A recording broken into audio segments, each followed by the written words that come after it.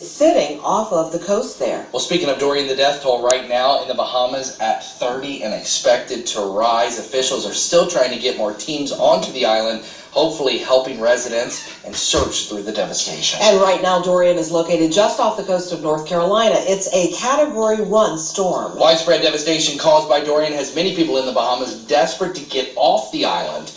Many went to the airport hoping for a seat on a plane, as many relief organizations from around the world are trying to get in. I'm at the airport with my sister, my 2 sons, my daughter, and 2 granddaughters. It's horrible. You can't live there. Hurricane Dorian is now thrashing North Carolina, and officials as far as Virginia have ordered coastal evacuations. And Kirstie, I know this is something you continue to keep a close eye on. Yeah, I mean, the tornado reports that came in yesterday, there were 14 or so tornadoes that had touched down, and several of them actually developed as water spouts that came on shore. So again, you can see tornadoes that develop in a large hurricane. You've got a large phenomena like a hurricane, and then something very small, isolated and local like a tornado, but there's enough shear in the atmosphere, there's enough moisture and warmth, and that's what you could see that develop sometimes in these strong rain bands when they move on shore. So these are all the reports that had come in North Carolina of tornadoes. And you can see Hurricane Dorian is just grazing there, the southern Outer Banks. So as of this morning, some impressive statistics that have been coming out of Hurricane Dorian. Unfortunately, it's just lashing North Carolina and heading up into Virginia. And you can see in those hurricane force winds, they have been impacting the southern Outer Banks early this morning. Just a few reports. Cape Lookout, North Carolina, 75-mile-per-hour wind gust. Atlantic Beach, North Carolina, had an 85-mile-per-hour gust. So that is something that, you don't want to see when it comes to strong winds. But, of course, they're also dealing with very, very heavy rainfall, storm surge, and flooding.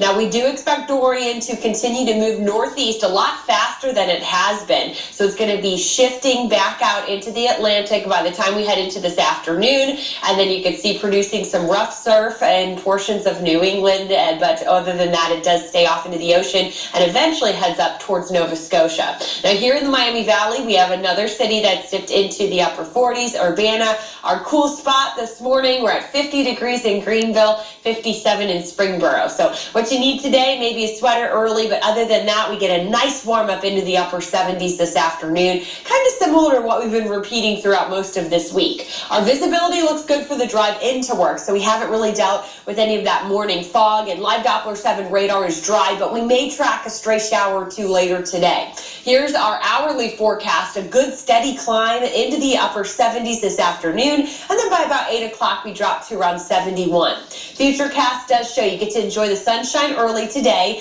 especially as we head into our late morning, but then by about 1, 2 o'clock we see some scattered clouds return.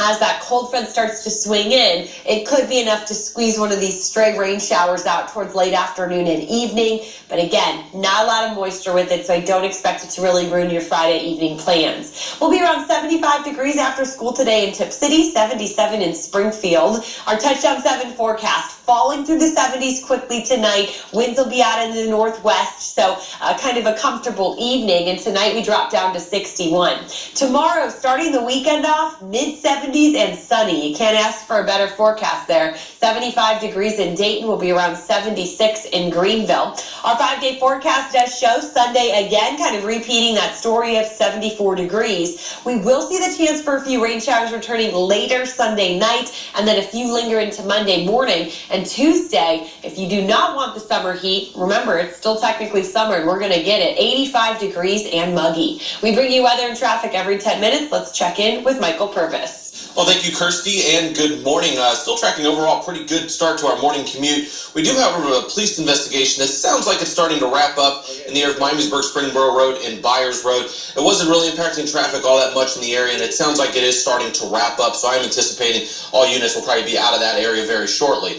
I-70 at 75, we're now looking at our ODOT camera. Nice start on this part of the highway this morning. That's the same start across the area, same story across the area as well. Not tracking any current crashes or delays on any of the freeways. I'm Michael Purvis, WHIO Team Traffic. 520, 56 degrees. It turns out police need your help finding something that is not stolen very often. How they say someone is able to get away with an entire roller coaster.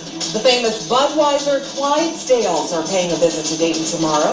We'll tell you where you can find them after the break. Dayton's newest radio station, the hits of the 80s. 95.3 and 101.1, the